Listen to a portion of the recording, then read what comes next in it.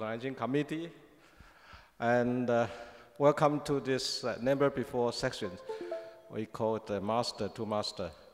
And the idea comes from last year when I met Professor Osborne, and I talked to her that we must make something different, something interesting to entertain our participants.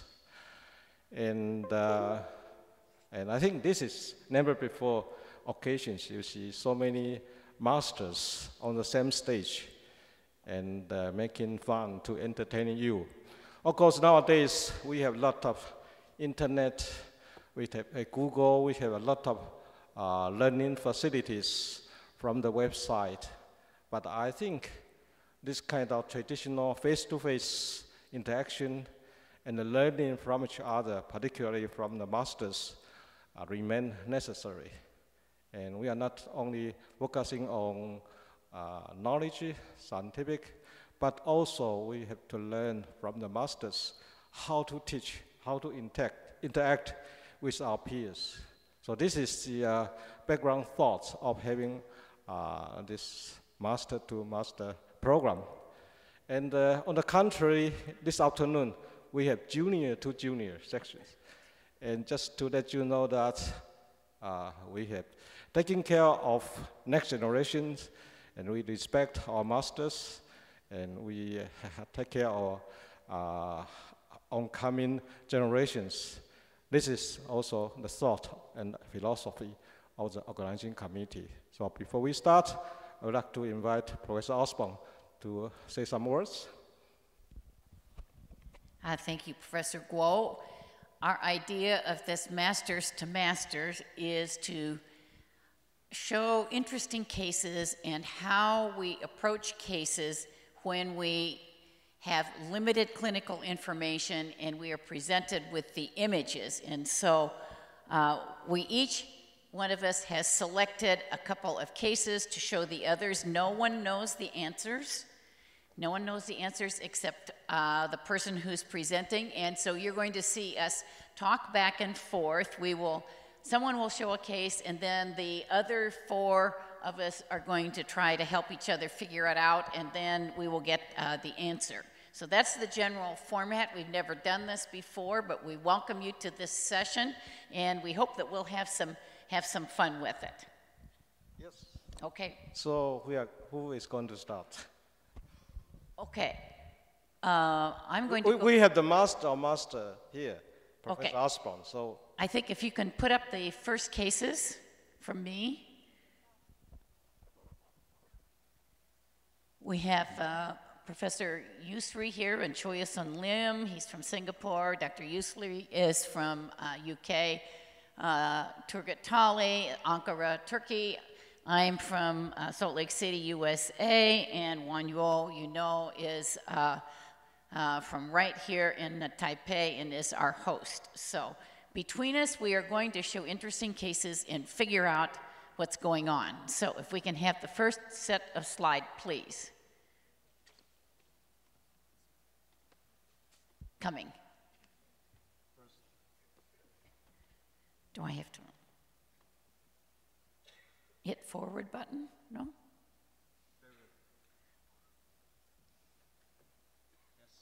Yeah, there we go. Okay. I'm going to stand up. The others can turn around so we can face, and we also invite you all, if you have questions or if you have answers, you shout them out, okay? We're all going to do this together. We're masters in the audience, so it's us to you and vice versa. And here's the first case, 42 years old male, blurry vision, headaches, nausea, and vomiting. What are your thoughts to this point? I will start off by telling you, no, I am not going to show you a GBM. That would be too easy. That's the first thing that everybody would think of when they see this image. So, panel, what do we think about this? Any further thoughts, further imaging you might want? Comments? can I say something? Oh my gosh. I'm not Dr. Guo. If I say something wrong, it's the God of fortune. The God of fortune. Yes. Can I ask you, is the patient received any treatment before? No. good question. Did the patient receive any treatment before? No. Here we have a diffusion weighted scan, ADC on the right. We can say, maybe is there a little bit, but this is not really a restricting diffusion lesion, maybe just a tiny bit in the middle. Anything else, other sequences, anything else you'd want to know before you offer a diagnosis panel? Well, I'd like to say something. Okay. Unlike the God of Fortune is always correct. The God of Fortune is always correct. But I'm not always correct. So when it's hard for me, and Annie, you're wearing a hat too. So when it's hard for me, I like to put on my thinking cap. There's a phrase in the English language called putting on your thinking cap. Putting on your thinking, are you going to do it now? I am going to do it now because this is a very stressful situation for me. So I promised Annie I would wear a hat. And it would be Oh, there's his thinking cap. That's a big one. So you got a big brain there, Chuya-san. Yes. So what I'd like to see before offering a differential diagnosis is not another pulse sequence, but the HIV status. HIV status, always a good question. HIV status negative. That's a pity. Other sequences? SWI or radiant refocus scan, lots of hemorrhage.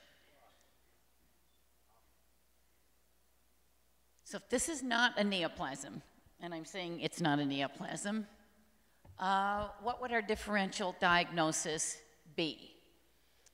This was an older patient. Something vascular. Well, it's obviously having a vascular effect because of the hemorrhage. It didn't really look like a vascular malformation. Well, is there, what? What did you say? Inflammatory something, like inflammatory. Amyloid? Inflammatory amyloid. That was what I guessed. So if you look back, there was a second non-enhancing frontal lobe lesion, so it's probably not lymphoma or glioblastoma. Demyelinating disease doesn't usually hemorrhage, other considerations. So Tarek said inflammatory amyloid, and that was what my diagnosis was, because I remembered seeing a case like this that looks identical to our case, and this was a biopsy-proven amyloidoma. So I raised my hands in triumph and said to the clinician, this, I think, is amyloidoma. So they biopsied it, and I was not correct, so there's our amyloidoma. The biopsy shows robust active inflammatory changes with multifocal microscopic thrombi and no evidence for neoplasm. And I said to the pathologist, called her up, said, did you do Congo red for amyloid? No. I said, I'm betting it's going to be positive. Well, it was not. So, well, it was sent for a second neuropathology opinion, and they found vasculitis. So, we were close. Tarek, you were really close. I was close. I think that was reasonable. I thought I was going to be brilliant. I was not, but it was close. Vasculitis. Vasculitis. So it's pretty close because amyloid is a form of vascular and inflammatory disease. And so that was my case. And so here is an autopsy case that I had in my files. I should have remembered this from one of our neuropathologists.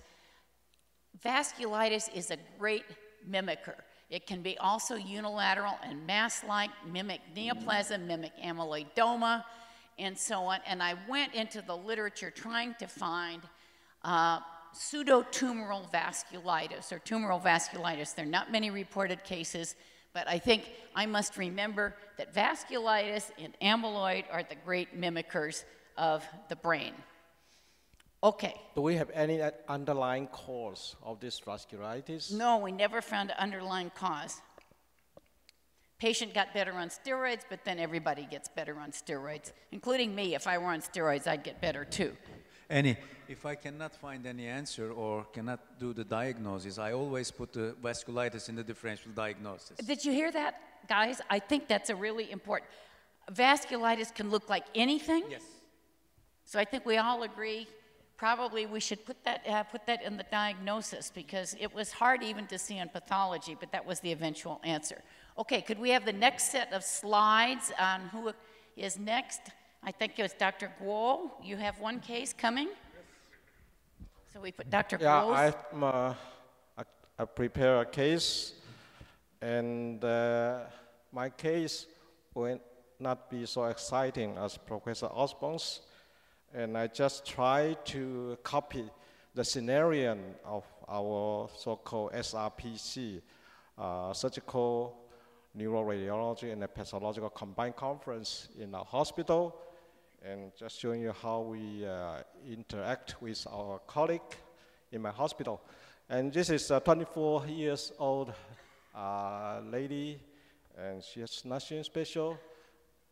Can you go back to previous slides? Yes, she just got the headache for 1 month, and all the hormone profiles are within normal limits, and nothing special, no neurological deficits. And all the, for instance, pupils isochloric, full EOM, and no visual field deficits. So I show you the first examination, CT scan, and I think everyone in the room, either you are master or not master, or you are audience, you will give the initial imaging impression of dermoid cyst or epidermoid cyst. Yes, the points I'm showing you is, should we or do we have any chance to make a further differential diagnosis of these two? We cannot just put. But it's more tubular. Pardon? It's like a tubular. Yeah, Structures. sorry. It's tubular, you think? Yeah. But how about the relationship between this dark area and these droplets? So you just think it's ruptured? Yes. Yep. Yeah, I think Yeah, we thought dermoid. this is just some lesion here in the spracella area and ruptures and cause the chemical meningitis and cause the headache. Are you okay with this?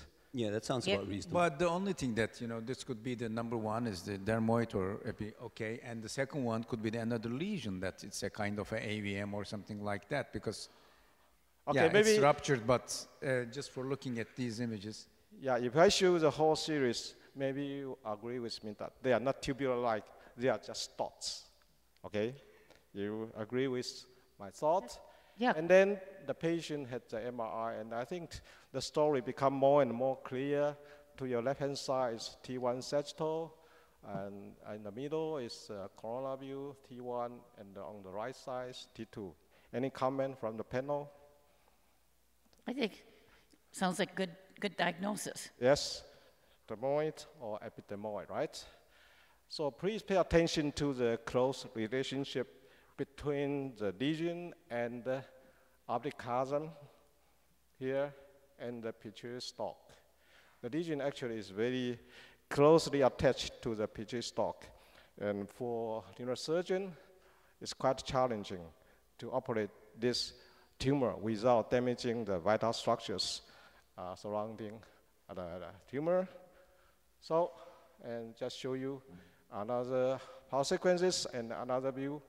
You can see post-contrast coronal view, post-contrast axial view, SWI, and the diffusion weighted image here.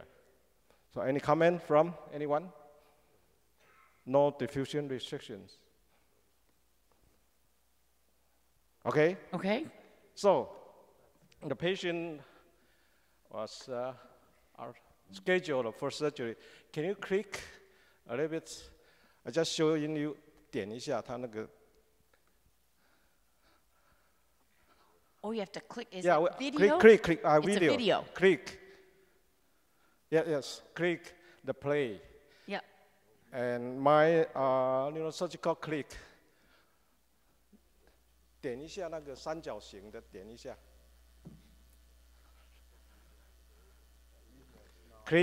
click the triangle. No.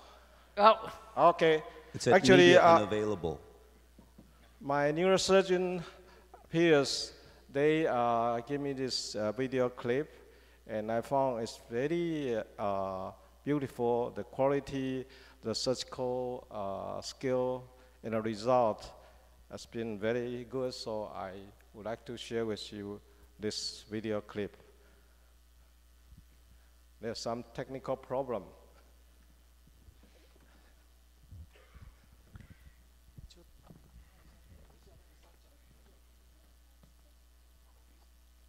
so I have one question. It's looking very white. 点一下下面。 Yeah, really white.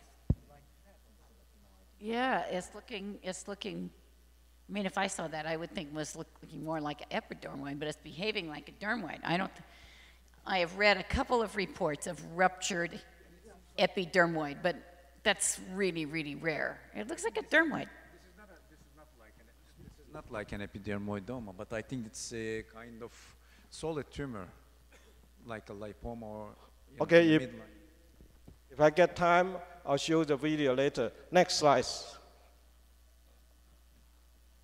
Yeah, it's coming. Yeah, please. Oh, good. Yes, you see the beautiful cutting, and they use so-called endoscopic endonasal approach. And you can see the CS coming out from the incision. And you can see the beautifully the pituitary stalk. And they just bypass the stalk and approach the retrochiasmatic retrostalk space.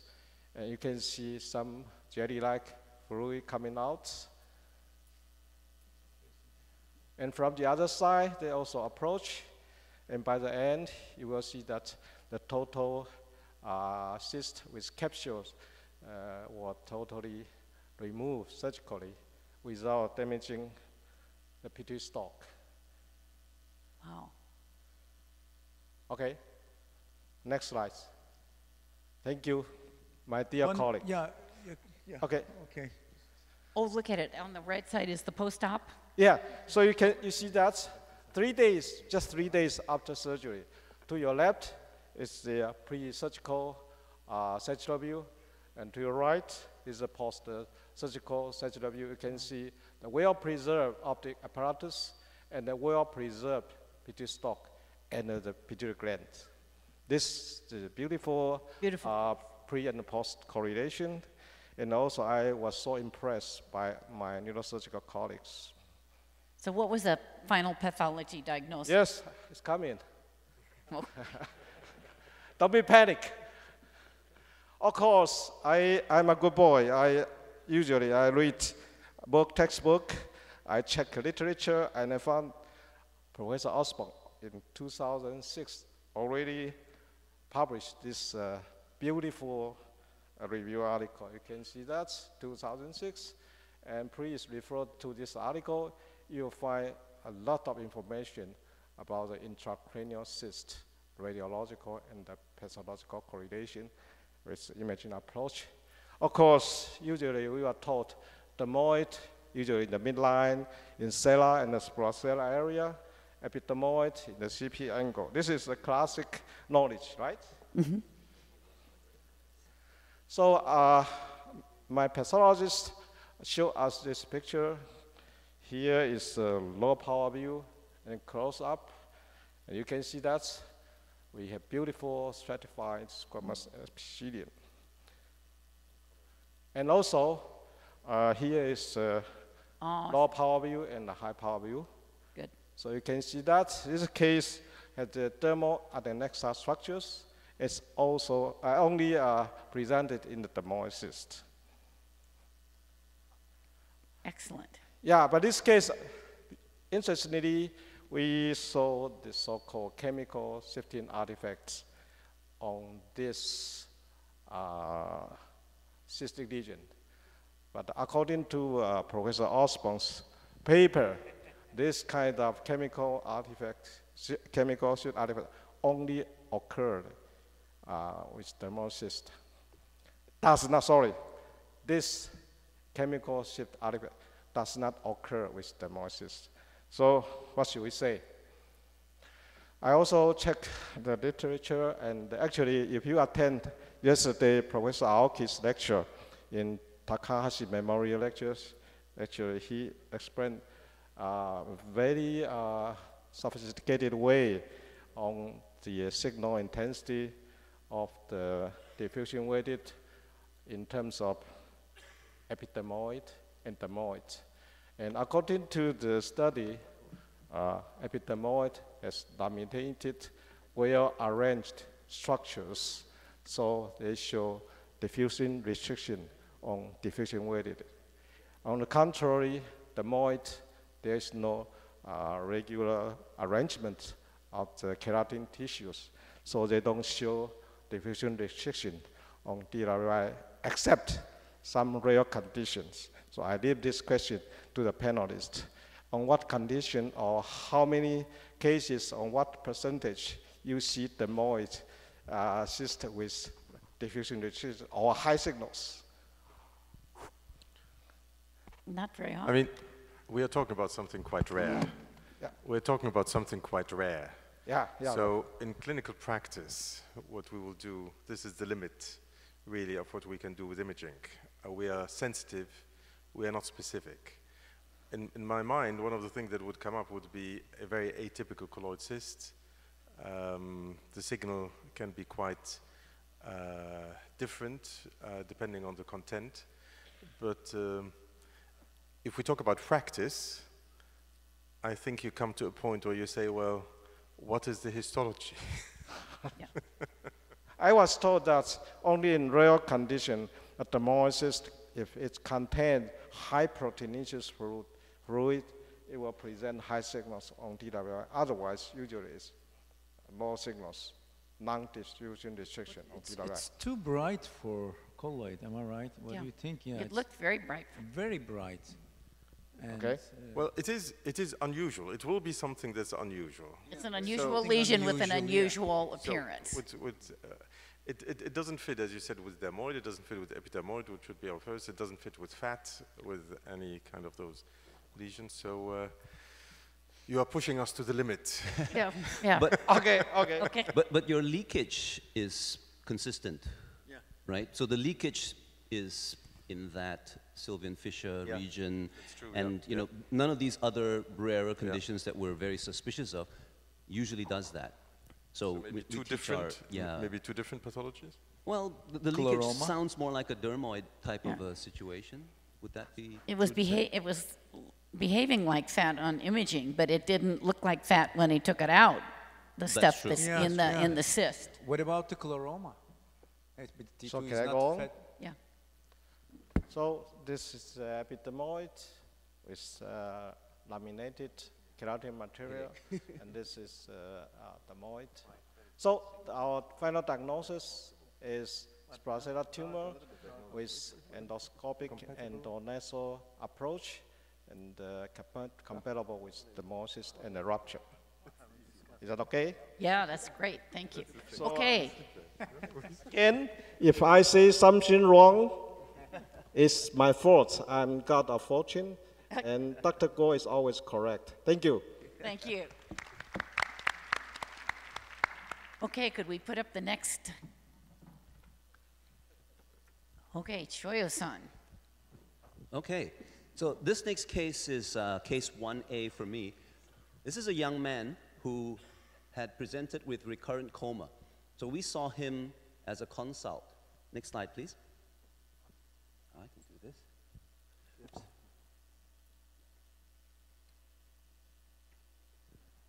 And most of the information that we got was that the investigations were very normal. He was in prison when he came to us because he was dealing with illegal drugs, and so the first diagnosis was, is this drug intoxication? The other information that was very useful was on ultrasonography. It was very normal, apart from slightly fatty liver. So this was what we saw in our initial look.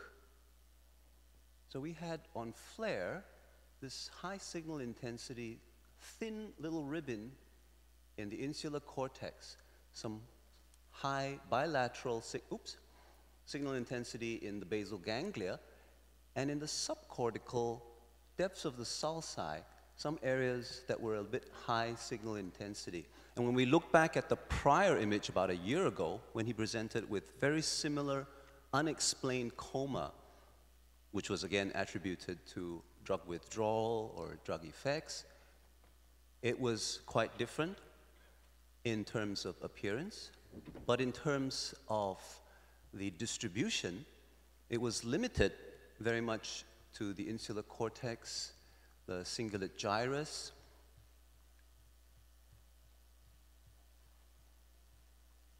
and information on diffusion showed us that these little whiskers at the depths of the sulcus had restricted diffusion, but not so much the other regions that we saw. And on the diffusion initially, they were high signal intensity, just like on the T2. So we were quite puzzled as to what this was, and we had to do some kind of a blood test to help us out. Oops. So, okay, let me just proceed to that. And 1 year later, we also added some additional information after we did that blood test. And this was the MR spectroscopy.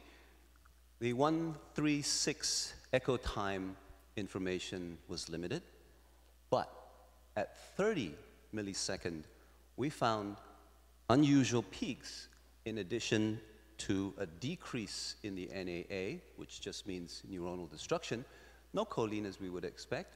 The GLX complex had a little hunchback shoulder over here. So, our question was, is this really ecstasy toxicity? And of course, our hint was that the liver wasn't particularly abnormal on ultrasound. So what does the panel think? Did they run anti-neuronal antibodies? Neuronal antibodies? I think most of them were negative, so... Most of them, but were all of them negative? Well, we don't have a complete panel, so that is our problem, because, you know, we don't have an exhaustive type of thing. So there was no positivity.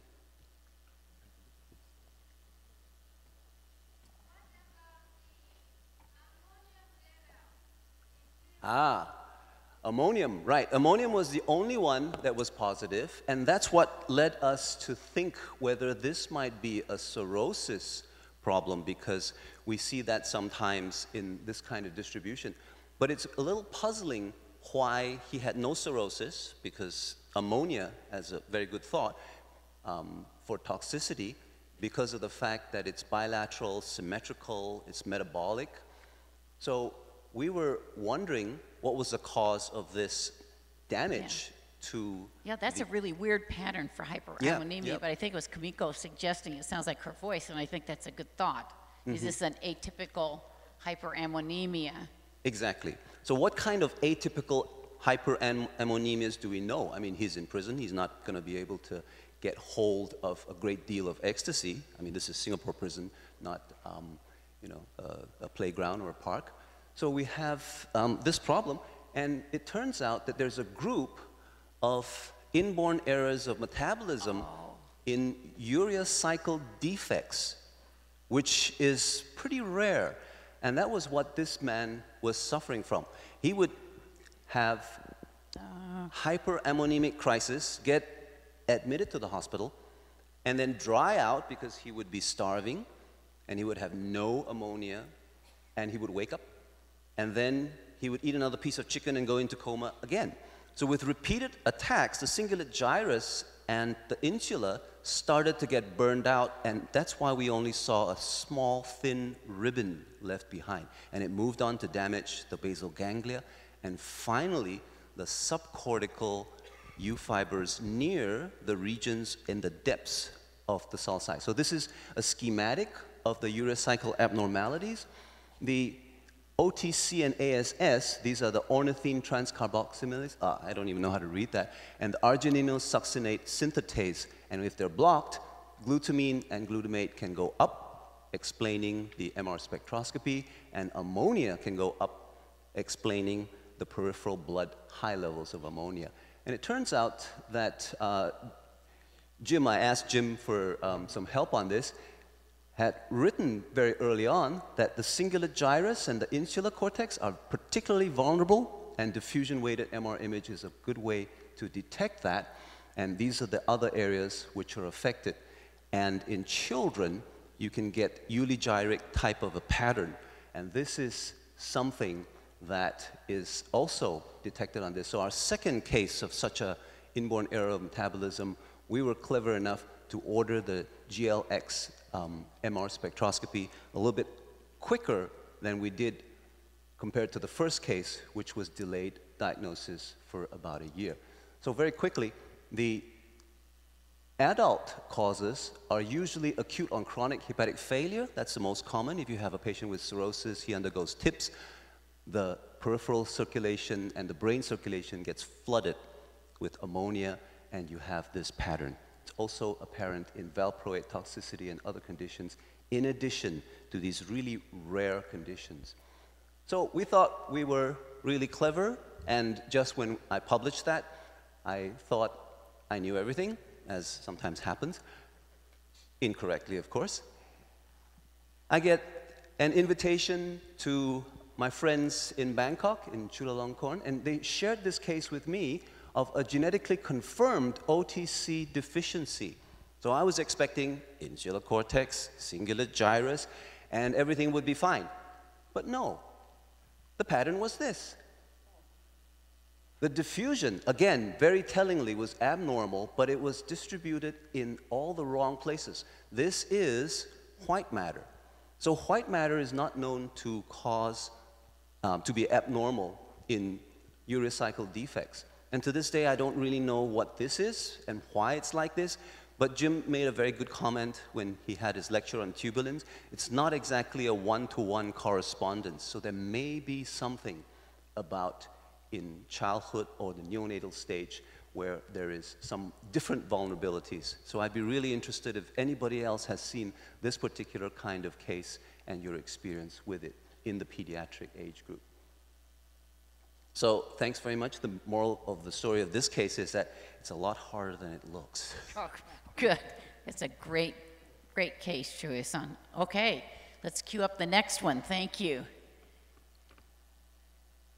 It's either going to be Dr. Yusri or Turgut.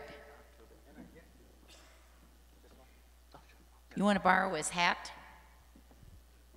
Okay. Thank you. I got this. Thank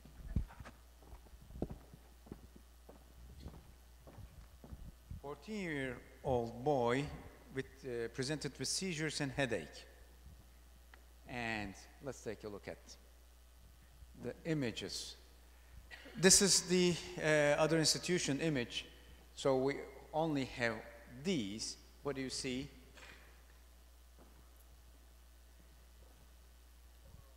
Something wrong on the, oops, sorry.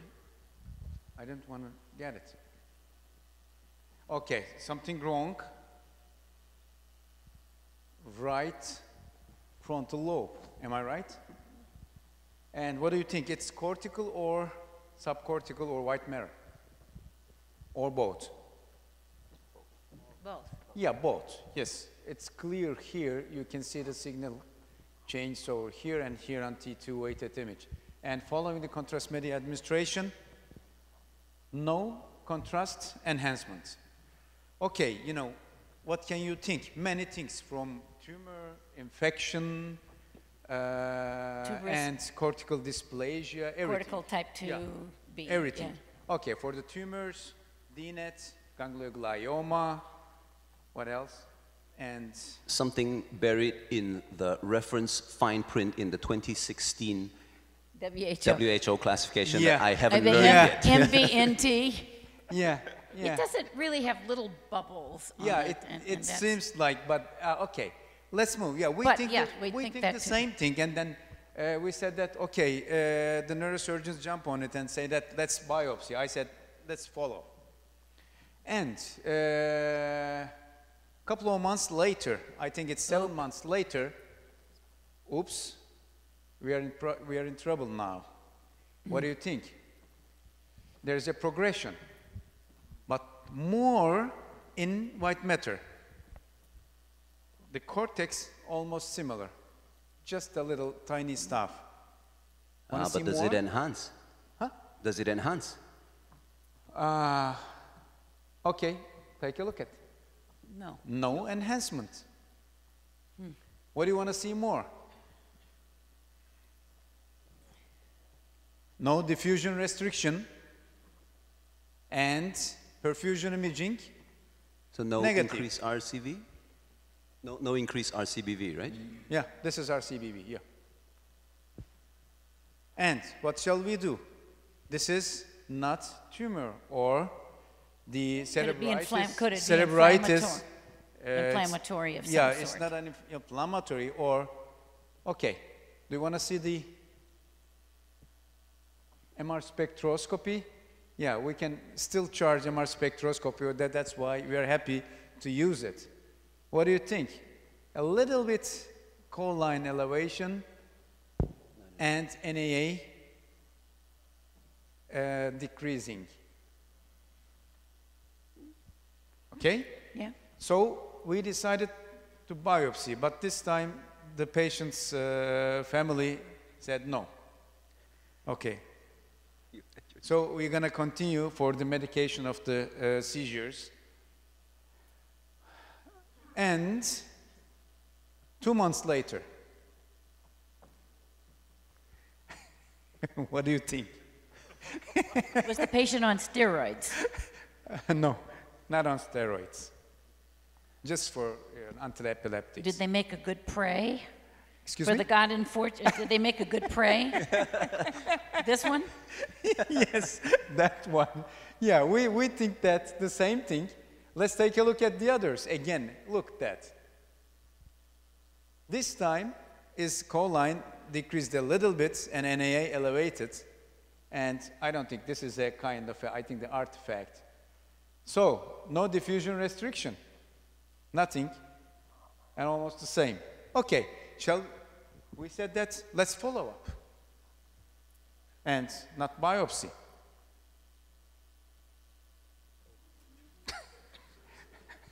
Oh, Couple of months later, 4 months later, this is the picture. What do you think? they stopped making And offering to the God. this time, there is a slight enhancements over here. Yeah. Okay, what do you think? Anybody commenting on? Huh? No. Tumefactive demyelination?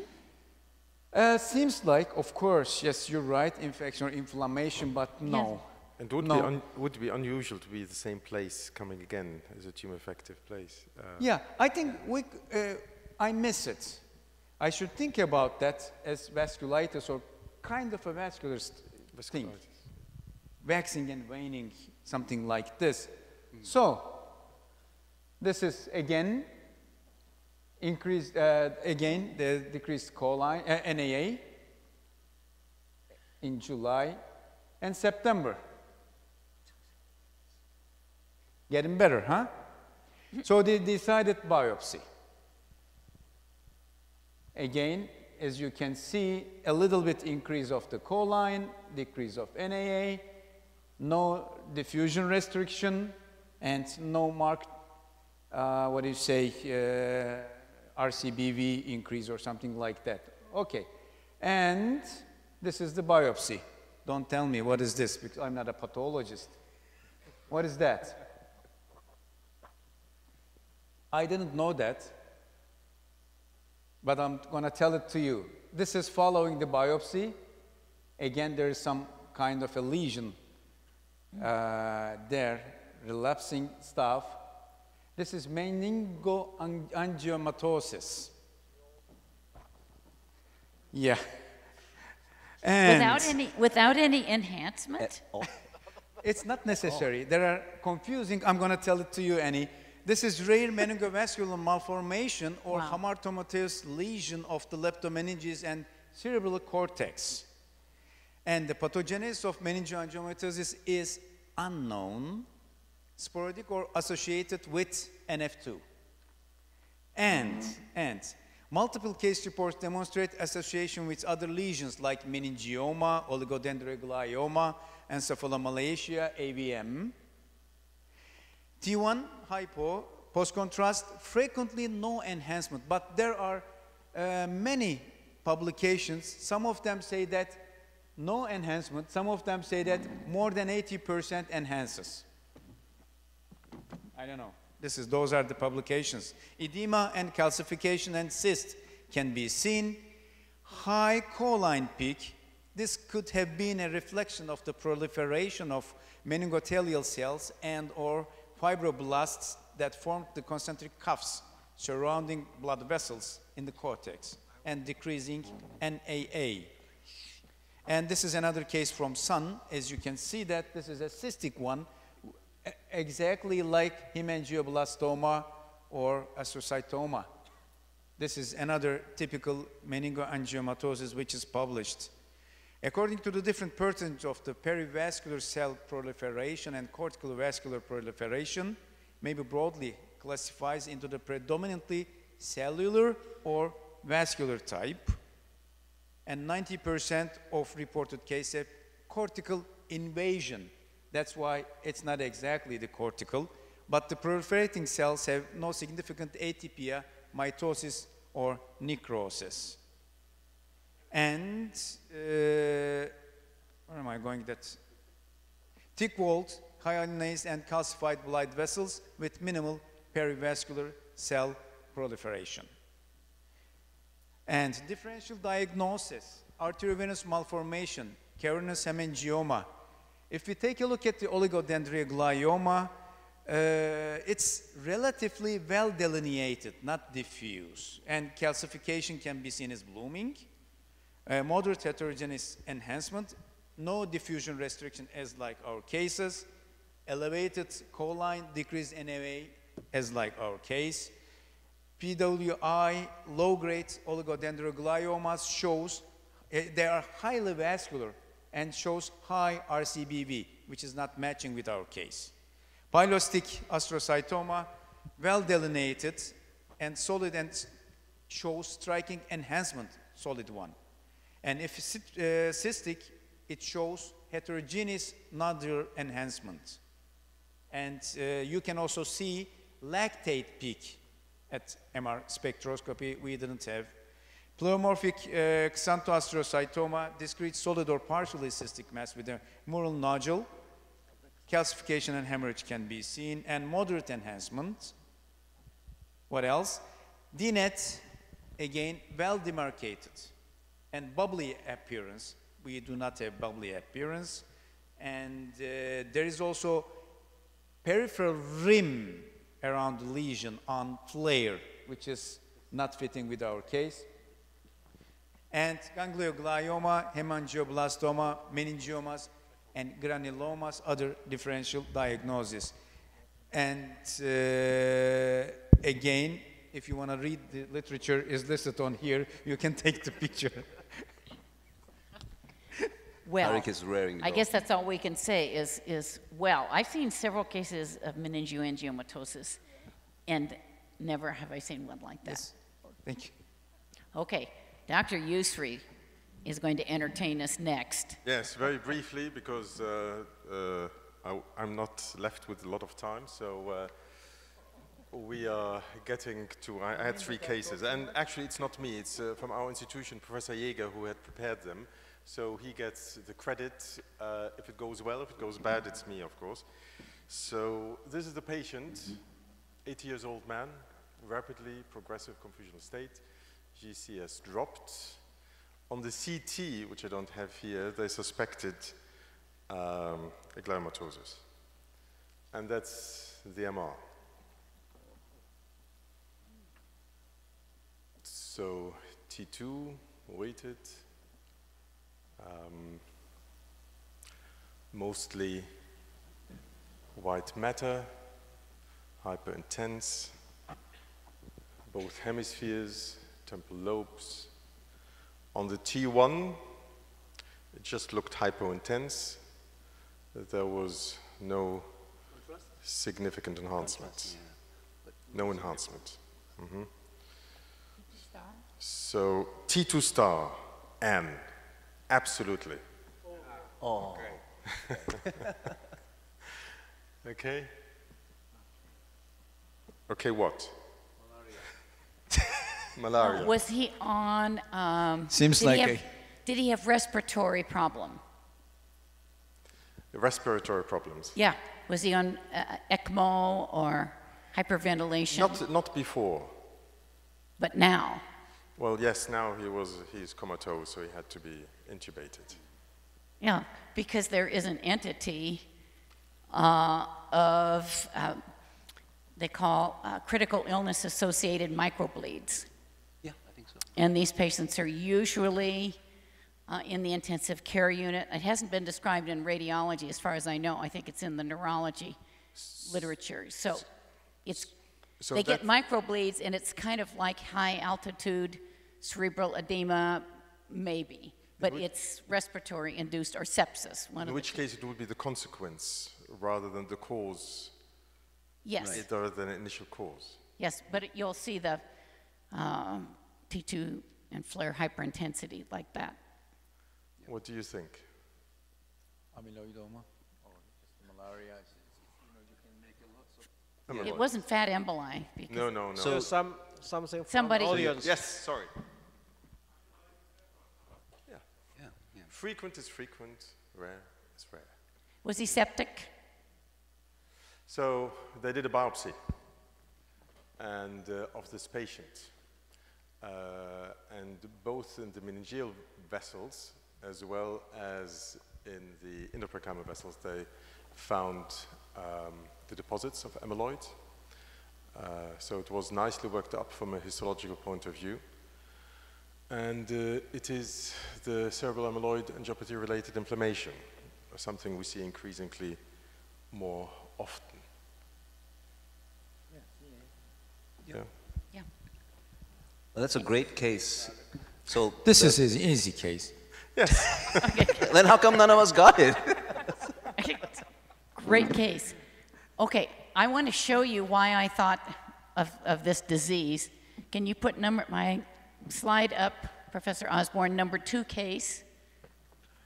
Because it's something we need to know, Tarek. We should have guessed you would have something really weird like amyloid without siderosis.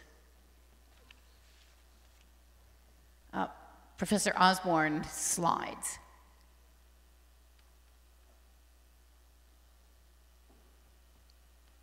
Just want to show the group this entity before we end, because, okay. This is one that my colleague Maral Javeri from Chicago sent me. If we can go to the beginning. Can we go back? Yes, you can push the red. I'm trying. Okay, this is it, 55. This is the history sheet metal worker, which is part of what made this difficult. Altered behavior. First MRI was normal in this patient. 1 month later, he had acute respiratory failure and aspiration, intubated and taken to the ICU, where he became encephalopathic. Initial CT was negative. Next. Oh, I can do it. Here we go. Excuse me. I'm pushing the big green one. Okay, there's his, there's some flares, no restricted diffusion, no enhancement, and we'll just go straight to the susceptibility weighted imaging.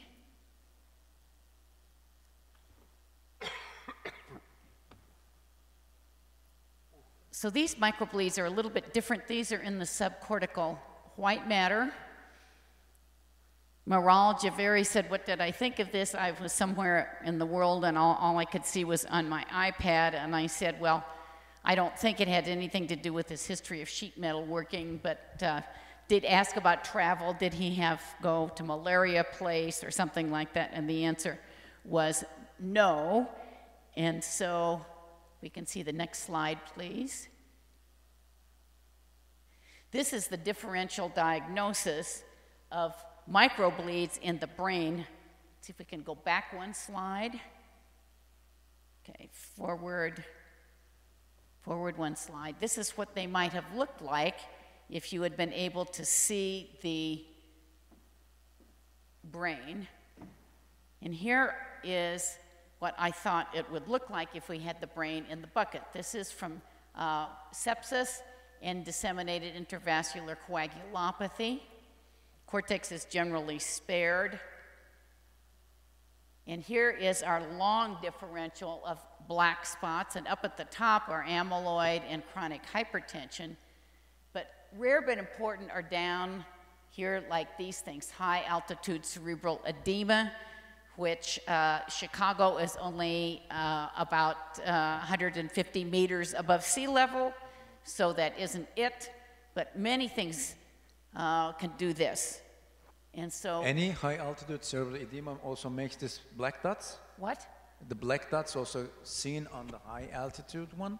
Yes, on the high altitude cerebral edema, the black dots. And so if we can keep going forward. So what was the differential diagnosis here? I offered all of these. Obviously, we didn't have hemorrhagic viral encephalitis and so on, high altitude cerebral edema. Chicago is not very high, so it wasn't going to be that. And so I had to tell Dr. Javeri, I didn't know, he was a very smart guy, I just didn't know what it was. Well, now we have to add a new entity here, which is critical illness associated microbleeds, and it happens with ARDS, adult acute respiratory distress syndrome with hypoxemia. Oftentimes, but not always, they have been on extracorporeal membrane oxygenation. Sometimes they will have DIC, sometimes they will have sepsis. And this is the article that was just published late last year in Stroke. I don't know that anybody has seen this in our radiology literature yet, but basically what we need to do is note, microbleeds in critical illness can be hypoxemia related. It's not associated with a specific underlying disease, and as Dr. Yusri said, is it the result and not the cause? And the answer is yes. You seen this? No, no. I think that's very interesting. If we could go back to my presentation. Thank you. So, you saw, next. Sorry, I want to go back. One second, so we saw this. So these are the imaging features, and that was a few months later after treatment. The patient improved. The hyperintensity on the T2 weighted sequences regressed quite significantly, didn't disappear completely. And comparison between pre and post treatment. Yeah. And what about the black? And just another patient, just because we seem, Anne and I seem to have quite close correspondence in some of the cases. This looks not so dissimilar from your first case, which is why we ask about the SWI. And in this case, it was the same pathology that we had. So it was not a vasculitis, it was an amyloid angiopathy. And the patient had, like your patient, had visual disturbances because of the location of the area. So it was not the whole brain, here it was restricted, and in this case there was a little bit of enhancement, leptomeningeal enhancement, which the first one did not have. It's really interesting because that's a young patient for amyloid, 55. Yeah. Tarek, what happened to the black dots? They're also lessened, or? Lessened, yes, but really? But not much. Yeah. You saw the difference, but they didn't disappear. Yeah, of course, Yeah. I saw that. Yeah. Well, I think that's great. We've had fun, Yes, we do. and thank Professor Guo for inviting us. This interesting, you have any closing remarks? Yeah, it's too early to close the symposium. We have 2 more days to go, but I'm happy to close this Master to Master section, and I appreciate the masters, and I also appreciate the support from the audience. They also give their viewpoint, and I think time is up, so I thank you everyone. Thank you. Please enjoy the coffee outside.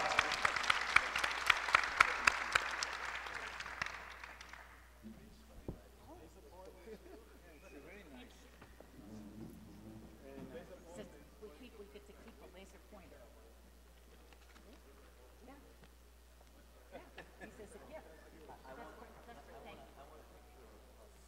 Oh, yeah. Yeah, where is the, yeah. I think that. We have a photo. Isn't that interesting? Yes. Because we're thinking the same. And then we had tripped before.